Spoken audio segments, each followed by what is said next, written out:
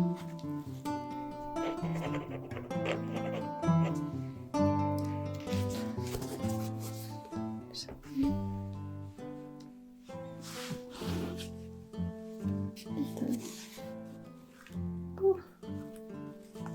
goodness.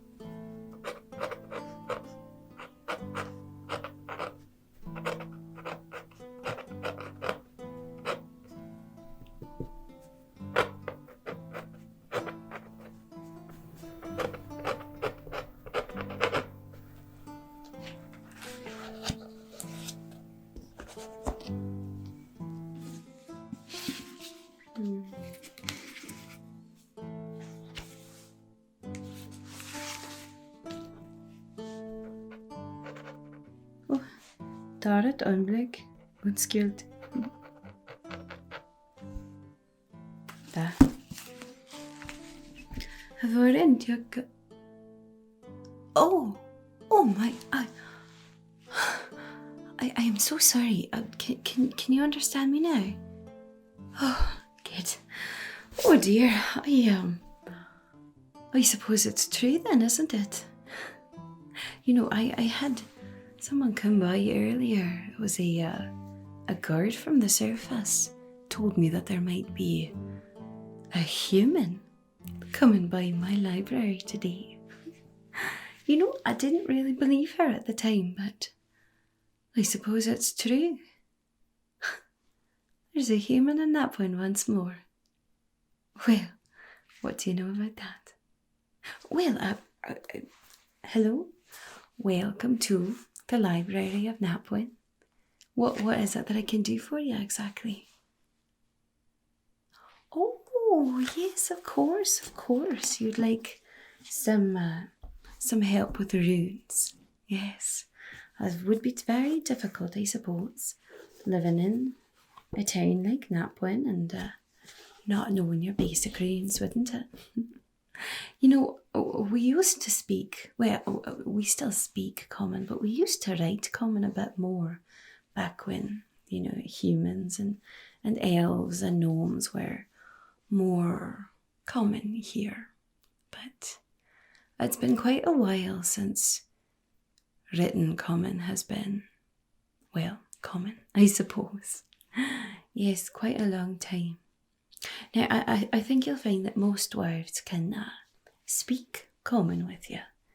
Yeah, you know, there's quite a few dwarves who do trading at the outpost on the surface with people who come and go from certain places. So, for the most part, we can all speak the language, but we very much prefer our own written language. So, yes, of course, I can help you learn some runes. Yeah, and we can get you a guide. You know, I used to have people coming here quite regularly, actually, who needed to learn of Dwarven runes. Yes, I loved to teach about it, especially to people who were coming and speaking common. Yeah, I used to have a whole guide set aside, a translation guide. Where would I have put that? You see, it's been gathering dust somewhere for almost a century. No, more than a century, maybe. How long has it been? I think it's been over a century. Yeah, I am. Maybe in that cabinet over there. It's a good bet. well, I may have to do some poking around for that. But I do have, here we go. I could start with this, I suppose. I've got the different runes here. This is what I use to teach the bairns, you know, the youngins, I suppose you might call them, that come in here starting to learn to write at first.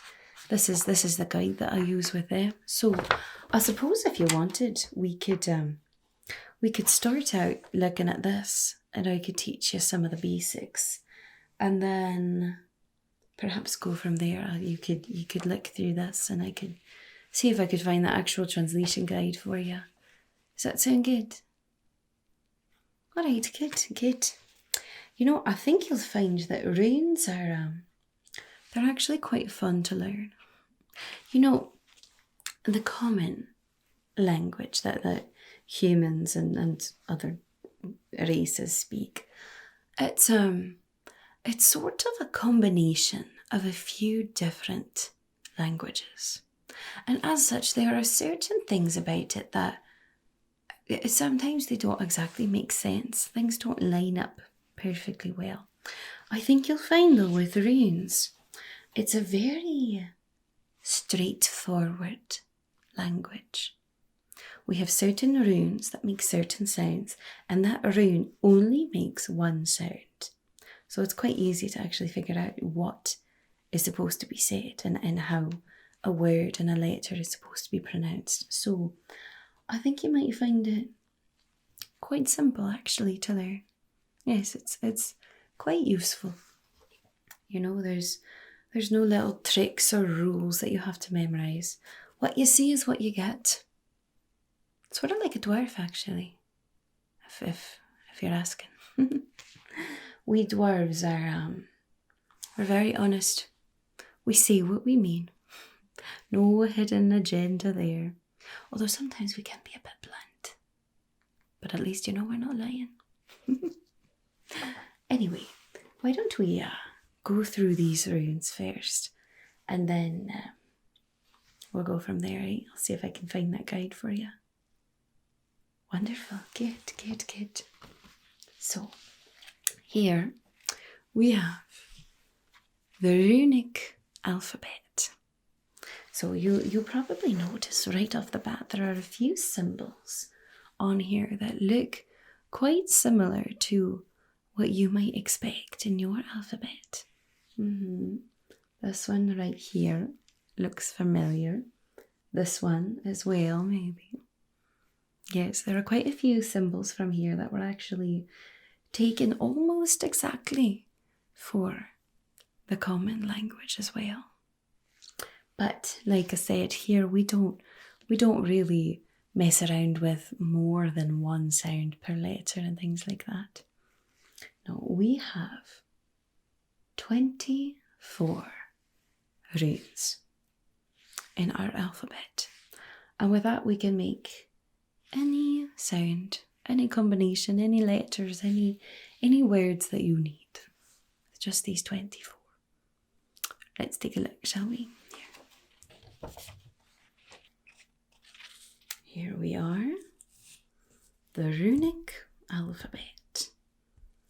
Now, like I said, you're probably already noticing a few of these symbols that look a bit familiar to you. But actually some of them are a bit tricky as far as, you know, compared to your alphabet. But don't you worry, we'll go over all of them. Now, this guide here is also in the order that we call things, not in the order of your alphabet. I believe you call yours the ABCs. Well, here we would call it the Fegu Thurisazes. Yeah, that would be how you see it. Doesn't quite roll off the tongue the same, does it? Don't you worry. But we'll talk about each of them in the order that we speak of them. And then once I get that guide, that one is organised a bit differently. That'll be perhaps a bit easier for you, alright? Alright, well, let's get started. First we have this rune right here. One vertical line and then two parallel lines facing upward. That is fehu. Fehu, and it does make that f sound. Most of these are going to be, there'll be different names, but the sound that they make first will be the sound that the rune makes. So, now this one, it does somewhat look like your letter F that also makes the f sound. Or it's just these lines point up instead of coming out. But that one should be relatively easy to recognise. Now this one, got 2 parallel lines of different lengths. And then this diagonal line there that connects them. This one, it sort of looks like an upside down version of the one that correlates to your alphabet. This is urus. Urus.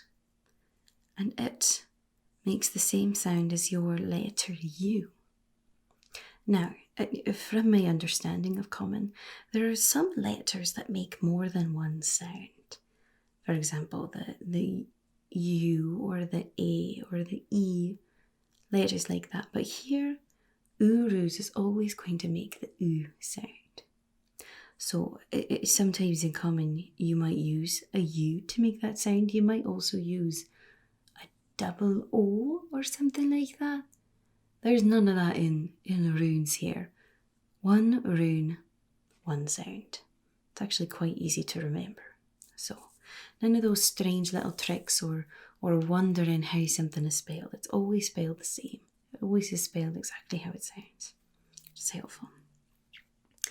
Now this rune here, the one vertical line, and then a little triangle here in the centre of the line. This is a rune that makes a sound that you don't have one letter in your alphabet for this sound. You actually combine 2 different letters, and when they're combined they make a completely different sound. Now that to me sounds very confusing. I would rather have just one symbol that makes this sound. This one is called Thyrsus. Thyrsus, and it makes the sound like this or that. Now you, I believe, use a T and an H, put it together and it makes the sound, but we just have the one symbol, so when you see that you always know what sound it makes. Now this one almost looks like the opposite of this one, doesn't it? You've got that vertical line and then 2 parallel lines going diagonally, this time down. This is Anzus, and it makes the A sound. Yeah, like your letter A. So this one, it almost sort of looks like an A if you were to just kick that line that way, make it diagonal, and elongate this one, and then just turn that little line up so that it looks like an A. Maybe that's a bit of a stretch. But this next one, not a stretch at all, is it? This is the rune Raido. That's right, Raido. One vertical line and then 3 diagonal lines there. And this one does make the R sound. Looks quite a lot like your letter R, doesn't it?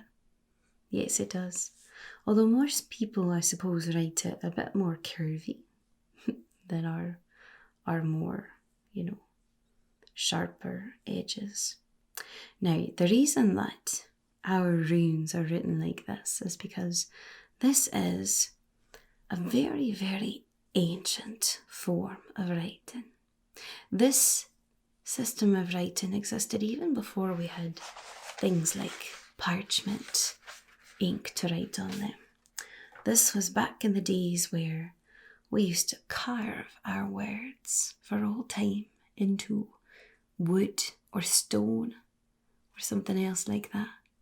And so it was much easier to carve straight lines than it was to carve sort of a curvy little bump there. So all of these you'll see very, very straight lines. You change this one to be a bit curvy, but that's fine. whatever. Now this rune here, got 2 diagonal lines that make the head of an arrow, perhaps a bracket, you might want to think of it. This is the rune Caunus. Makes the k sound. So if you look at it, it almost looks like your letter K. It would just be missing that vertical line there, eh? Otherwise it does look like a K. Or it sort of looks like a C, which in your alphabet can sometimes make the k sound or sometimes make the s sound. I don't know why you need 2 different sounds for one letter, especially when that letter, you know, the 2 sounds can also just be made with a k or an s. So I don't know why you need that one, but oh well. This one is Caunus. You always know that Caunus makes the k sound. Relatively simple so far. Now this rune, I regret to inform you, while it may look like a letter that you recognise, it's actually not that sound. I'm sorry about that. I'm not sure why. Although I am sure that this letter in your alphabet is a bit strange. Let's see, what's it called? That's right, X. X. And it makes the x sound. I'm not sure why you would need one letter to make 2 different sounds together, especially when you got other letters that can make a k and a s. Why not just put k, s, and put x instead of having this superfluous letter? Anyway, this is not in fact the x sound. This is actually called gebo, and it makes the g sound, right, like your G. I don't really have a trick to remember this one for you. You'll just have to remember that it's a bit strange. But this is gebo, g. Now this one, it's got a vertical line, a little triangle here, but Thurisaz, the triangle's in the middle. This one, the triangle is the top half of this. This is a rune called Runjo. Runjo, that's right. And this is, in your alphabet, both a V and a W. See, we don't really differentiate between those 2 sounds. For us, it's sort of a combination of the 2. Runjo. Runjo. There you go, you got it. That's it, exactly. So this one is both of those sounds sort of put together. Runjo.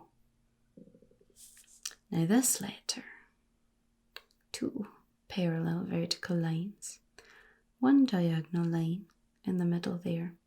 This sort of looks like a letter from your alphabet as well. Although, well, actually it sort of looks like 2 different letters, doesn't that? Could be either one.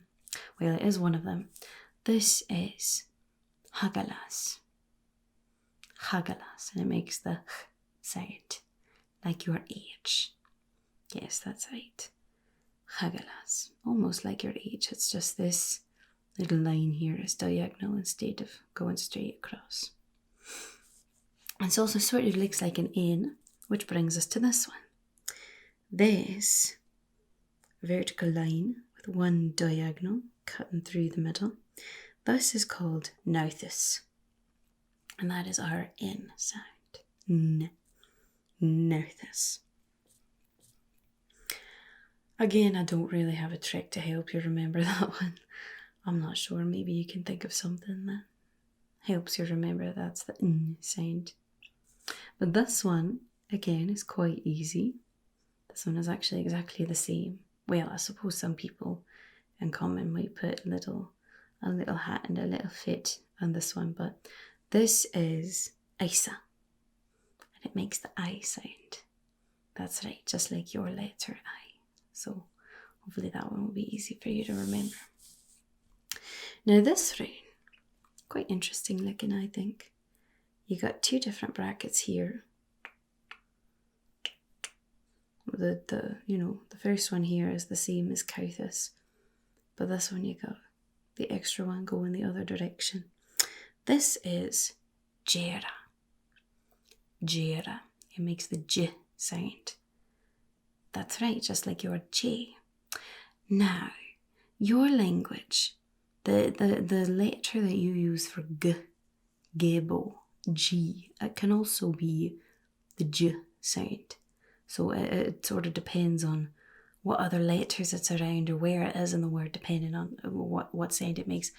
That is so confusing. Here we just have one rune, one sound. So if it's a G, it's always going to be Gebo. If it's J, it's always going to be Jera. Very simple. Yes. Much simpler than common. Alright, this one here. This is perdo. Perdo. Got the one vertical line here, and then a little down bracket, and a little up bracket. Looks a bit funny. I don't know how to remember this one either, sorry. Of course, perdo, the letter that you use, P, it actually sort of looks like runjo. So it might be another one that might slip you up just a bit. But this is actually the sound. Perdo. I suppose, you know, when you make the sound p, your lips sort of come open in sort of a funny way. It almost sort of looks like this shape. Maybe that'll help you remember. That's p, perdo. Now this one here, you got one vertical line, one diagonal line going down from the top, and one coming up from the bottom on different sides there. This is yuas. Yuas. Yes, it's like the sound that you would use for a Y. Well, in some places. Some places Y in your language makes different sounds, but this is always the Y, like in the words yellow or yes. Exactly. So now your letter Y sounds different if it's at the beginning of a word, the end of the word, or in the middle of the word. I don't know. But here, Y was always makes the Y sound. Y. Now this one almost looks like your letter Y, but it's actually the next one over in your alphabet. This one, you got the one vertical line, two diagonal coming up here. It almost looks like a little person celebrating. If you added a little head and some little feet, it looked like someone going, yay. This is algies. Yeah, now most of the runes, like I said, the first sound in the name is the sound that this makes, but this one, the sound is actually at the end. Algies, this is the Z sound, like your Z. So maybe since it looks like a Y, you'll think, oh yeah, it's just the next one over. I don't know, maybe that'll help. Then here we've got another one that looks relatively similar to one of your letters. A diagonal line, and then a straight line across, and then the continuation of this diagonal line just over here. This is Sorulo. Sorulo, that's right. And it is the S sound. S. So you got the Z and the S right next to each other in the alphabet. And when you have a S sound, you never have to worry about if it's an S or a C. It's always Sorulo. Always Sorulo. Now this one somewhat looks like the letter that it coincides with in your alphabet. Got the one vertical line here, and then these two diagonal lines pointing up, sort of the opposite of you was here. They go down and it makes your little celebrating person. That's when it goes up. But if you took these two little lines and you just pushed them up so they went straight across, it would look like your letter. That's right, your letter T. This is Tiwas. Tiwas. Yes, and it makes the T sound, like your letter T. This also sort of looks like a little picture of a tree. So maybe that'll help you remember T.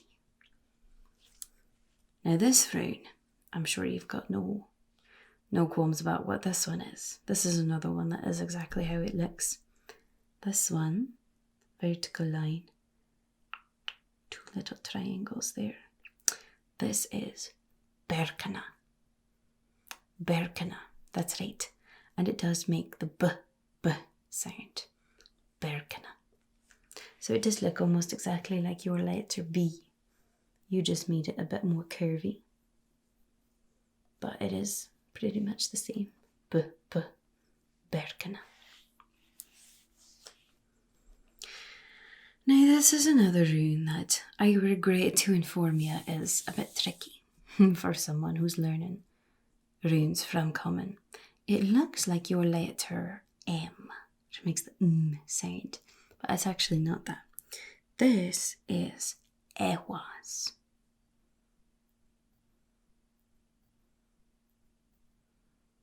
Two lines, vertical, and then a dip right there in the middle. Ewas. That's the sound like your letter E. I know it's a bit confusing, I suppose, but that is the rune for the sound Now, sometimes dwarves are writing in a hurry or they get a bit busy or something. You might see a rune like this, but instead of the dip in the middle, it just goes straight across. So it's just one line up, straight across, one line down.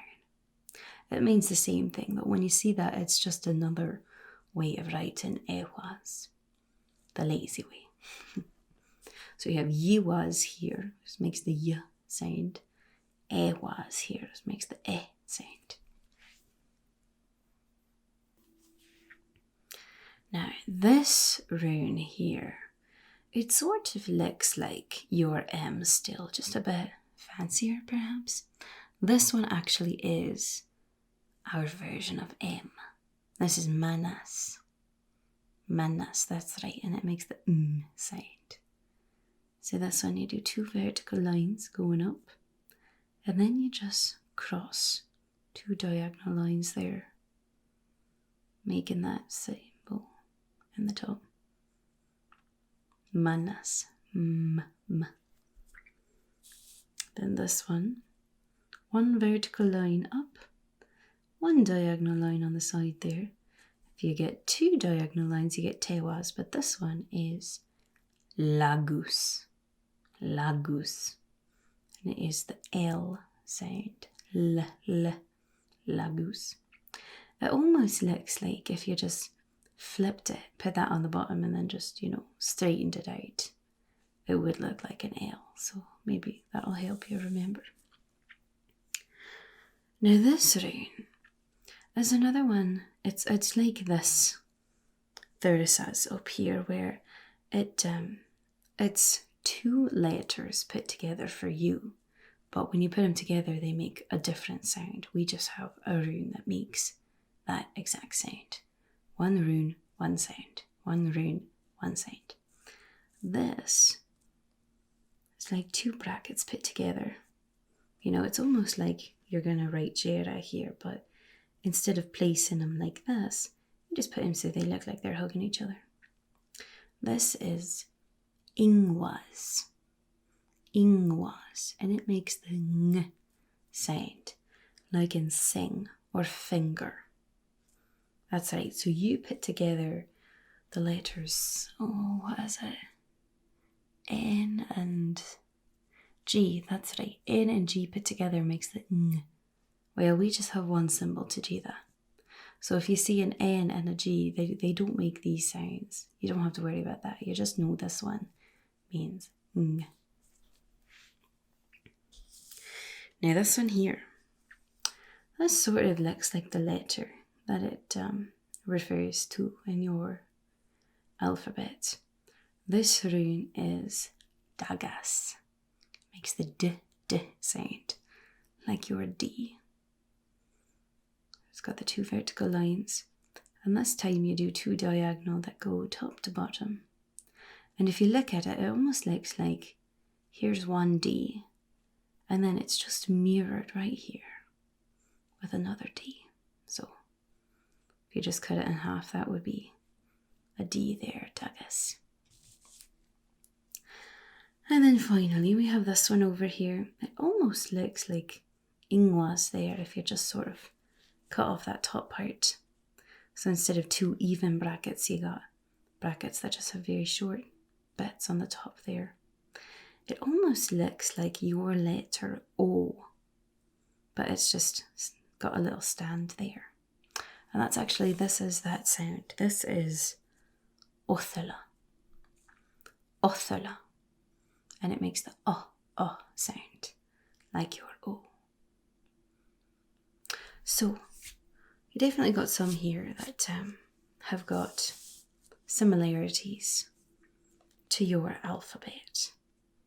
Some that are a bit different, a bit strange. It'll throw you for a loop perhaps, but hopefully with some practice and with the few that are very similar to sort of root you in, you'll be able to decipher them.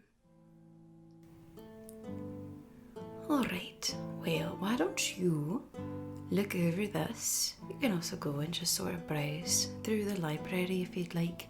I'll go and look for that other guide for you, shall I?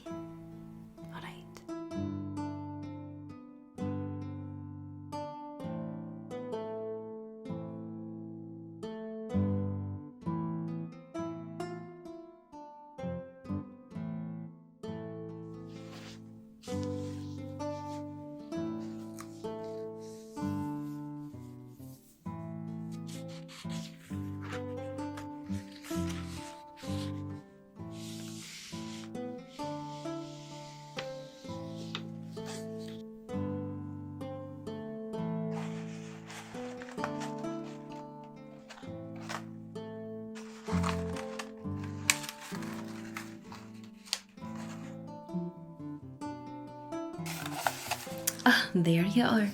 Would you believe this was exactly where I thought it would be? We dwarves, we never forget. 100 years it's been sitting there in that cabinet. I know exactly where it was. Anyway, yes, this should be exactly what you need.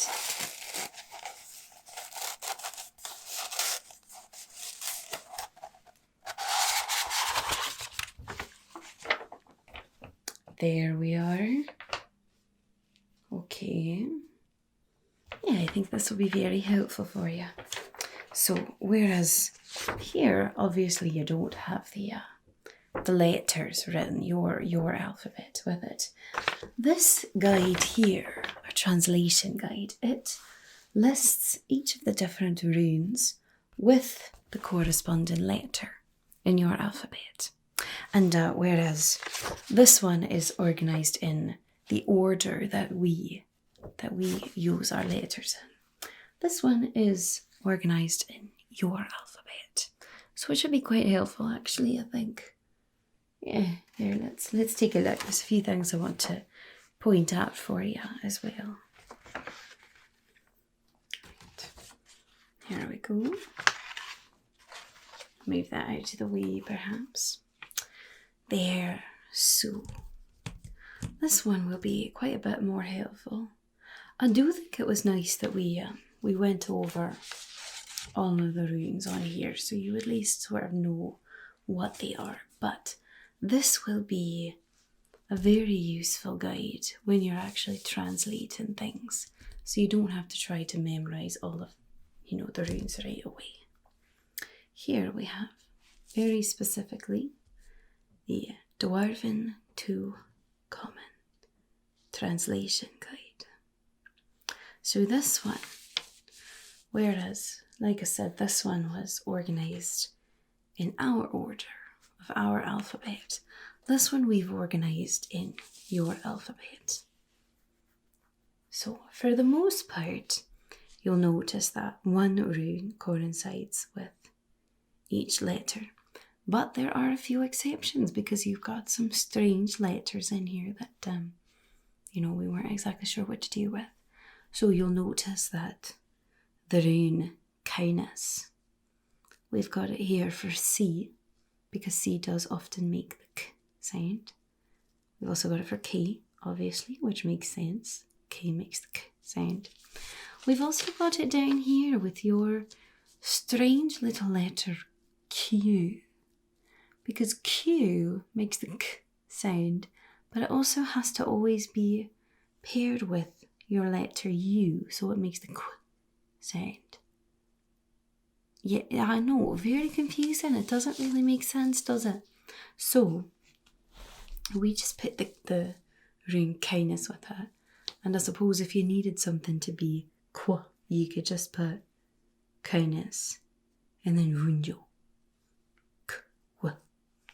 And you could get that same sound. Again, I'm not sure where you would ever need to use that in Dwarven, but, you know, so you'll notice a few things like that. But for the most part, it does work out 1 to 1.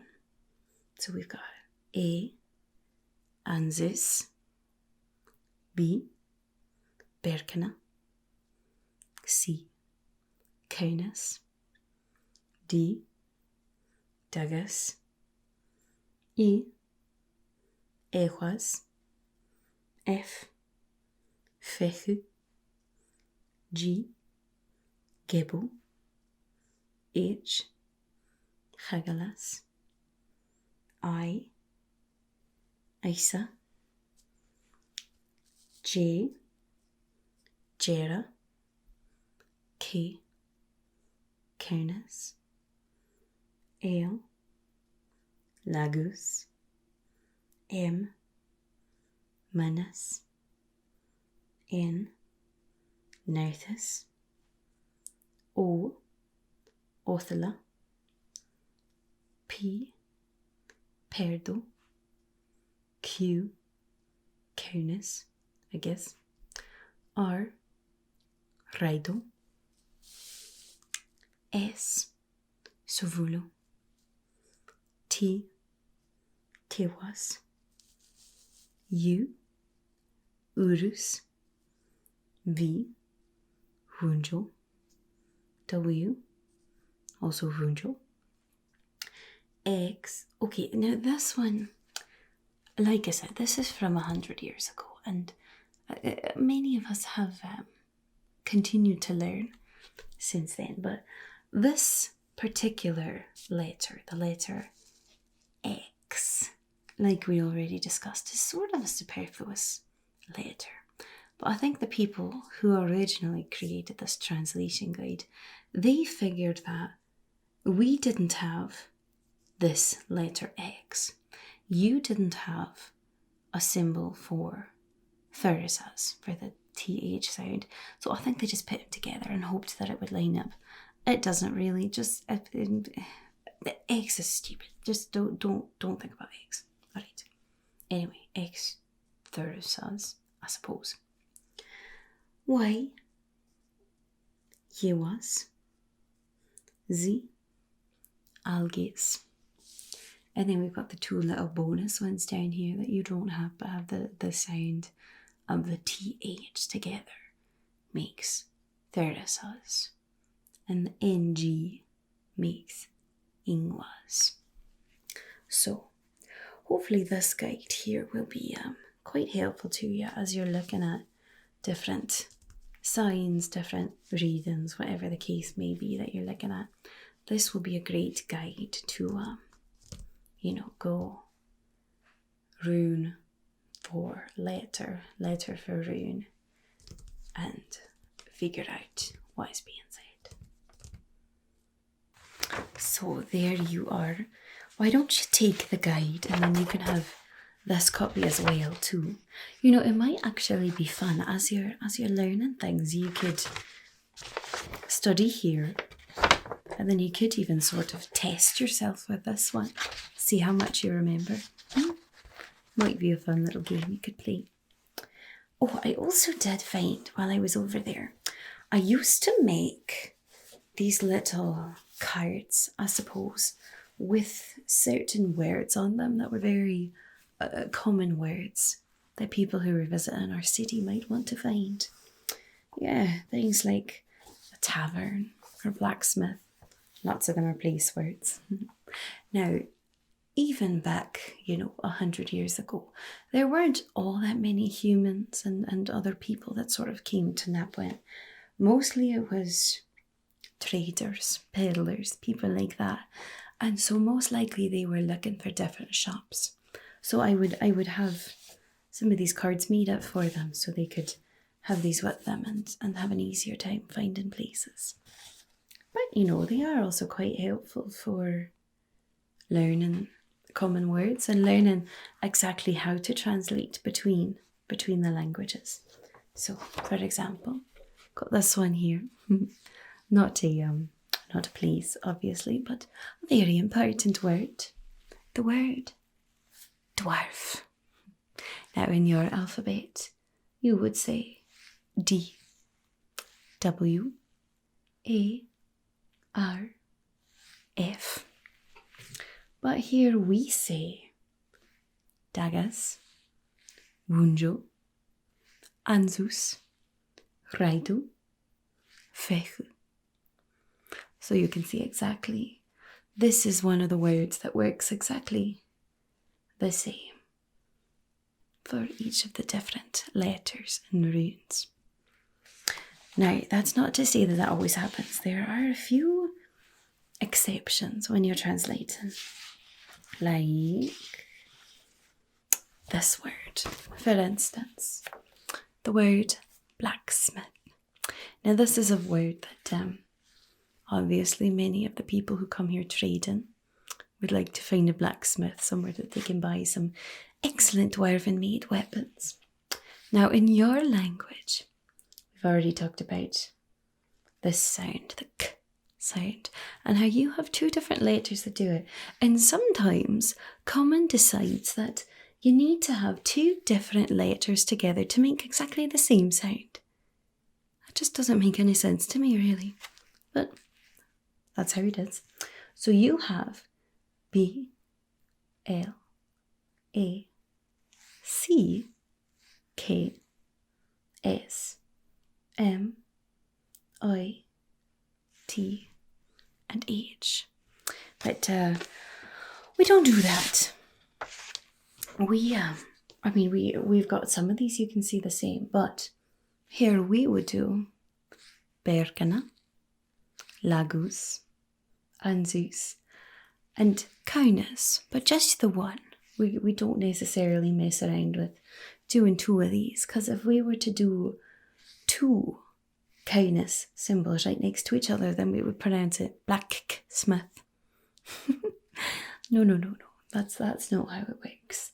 We just have the one there, just the one rune for the sound in general. One rune, one sound. That's the rule every time. Sorula, Menace, Isa, Tiwas, Hagalas. Simple as that, yeah? Good. So if you'd like, I've got these cards that you can take to Dwarf, Blacksmith. Here's a good one, I'm assuming that you'll be looking for later today as well. Tavern. You know, most of the taverns around here are also sort of the inns. Again, not that we have too many visitors, but they've got a few rooms here and there in most of the taverns, so be a good place for you to look for a place to stay. What's this word? Oh, jeweler. In case you were perhaps looking to buy some very nice Dwarven made jewellery. Nothing like Dwarven made, really. They last forever. It's the craftsmanship, the materials, it really can't be rivaled. So why don't you go ahead and take these little cards with you too? Oh, you know, you'll also find around here that if you're looking for a certain place, especially if it's a very popular place, you might find, instead of the word blacksmith, okay, we've got a lot of blacksmiths around here, lots of people who are doing things working with metal. Instead of seeing the whole word blacksmith, this symbol, Berkana, it's almost over time come to just mean blacksmith when you see it alone. It's just such a common word, and it's such a common place that people are looking for that. So if you see a building that's just got a big Berkana carved in the door, or a sign in the window, or on the wall, or a big sign hanging or something, it's going to be a blacksmith. Yeah, there are a few symbols that have over time become sort of a meaning of a certain word. Just like in the word dwarf, dagas, that symbol here has actually become known as just dwarf. In fact, actually one of the clans that lives here, their crest looks surprisingly just like the symbol of dagas, just made a bit fancier, I suppose.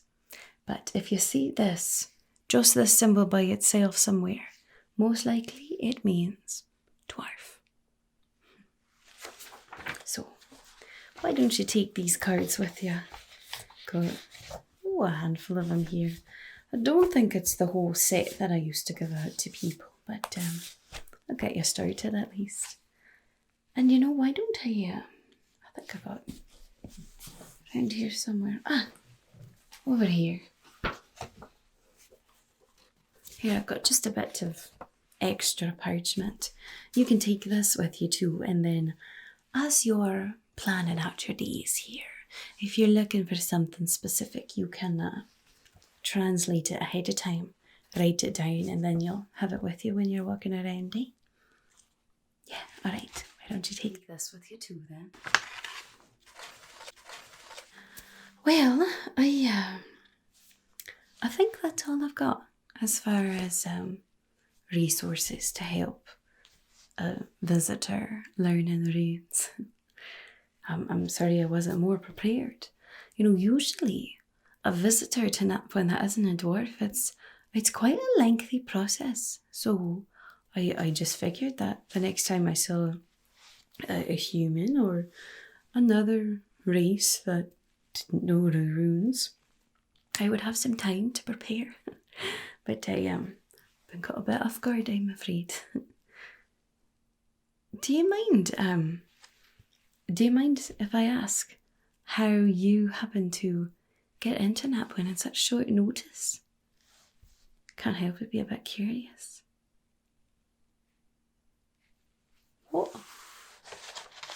What's this then?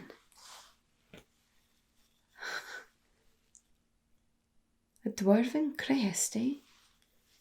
Well, that would do it, wouldn't it? I'll say that. Goodness, I haven't seen one of these in quite a while either. These are rare even among the dwarves. To have the favour of a chieftain means you can get in almost anywhere, really. Well, I suppose I didn't realise I was speaking to such an honoured, favoured guest. Is there anything else that I can help you with? I mean, really, anything at all. With this little guy here, I can show you pretty much anything in the library. So is there anything else that I can help you? Oh, you're looking for someone, eh? Sure, yeah. What? Maybe I know them. Carrie. Was this do you know about the time that this person was in Knapwin? Oh, 300 years ago. Well, I was not but a bairn then. Yeah, I mean, I've been working at the library for quite a while, but not back then, I can tell you that. If it was someone who was a grown at that time, I would suppose. Yes, a grown dwarf at that time. I most likely didn't have much contact with them, unless they were a teacher, I suppose. But I could see, you know, there might be something about them over there in the histories. Yeah, of course that would be, you know, only if they were about someone notable in history. But I could do some digging for you. Oh, well, do you mean like a census sort of records? Yeah. Well, do you happen to know which clan she was from? No. Okay. Well, the records, the specific, you know, journals and census of each individual dwarf, those are taken care of more at the clan level. Yes. See, this is a library for all of Knapwin. I do not have access to the specific clan materials like that. Yeah. You know, if you could find out what clan she was in, then if you needed to, I could connect you with that clan's chieftain or archiver or something like that. They may be able to help you. Otherwise, I'm not sure. The name Karis, it's not ringing a bell. Not off the top of my head anyway, but well, I'll give it some thought, eh? Yeah. I would think, let's see, you'd have to talk to the really old dwarves in order to track down a dwarf that was here 300 years ago. You know, I would start at the tavern. Most of the old dwarves, that's where they like to congregate, especially later in the day. Some of them are quite the master craftsmen still, so you'll find them hunched over a forge for most of the day, but at the end of the day, they like to take some time in the taverns, telling their tales to whoever will listen. That would be a safe bet. Good place to start, at least. And as I said, a tavern is probably your best bet for finding somewhere to stay here too. You know, you should flash this crest at the tavern keeper. Most likely give you quite a handsome discount. Yeah, being a favoured guest. Well, is there anything else I can help you with? Not right at this moment. All right. Well, you know what? I will go and do some digging with our friend Karis. See if I can find mention of them. You know what? Let me write that down. How would that be spelled? Most likely, Karis. Nice thing about having such a phonetic alphabet. I know how to spell it already just by how it sounds. So I will do some digging for the name Karis. See if I can find it in any of me history books over there. Yeah. Well, I hope you find him. But if you don't have any luck, you go ahead and come back, and I'll be working on that. All right. And if you need to, get in touch with someone, I'll use my connections for you. Get you talking to one of the archivers, see if we can track down this person. All right. Well, if that's all, then I think I'll be bidding you farewell for now. Yes, enjoy those resources. I hope you enjoy learning runes. It really is. It's quite a nice language to learn. Some languages can be quite complicated. There are so many rules and so many exceptions to all those rules and everything that can be quite confusing. But Dwarven runes, pretty simple, actually. Well, if I don't see you, I suppose I will wish you a pleasant stay in Knapwin. Yeah, if you need anything else, any sort of research, you come back here. I'll be happy to help you, alright? Alright, have a wonderful day.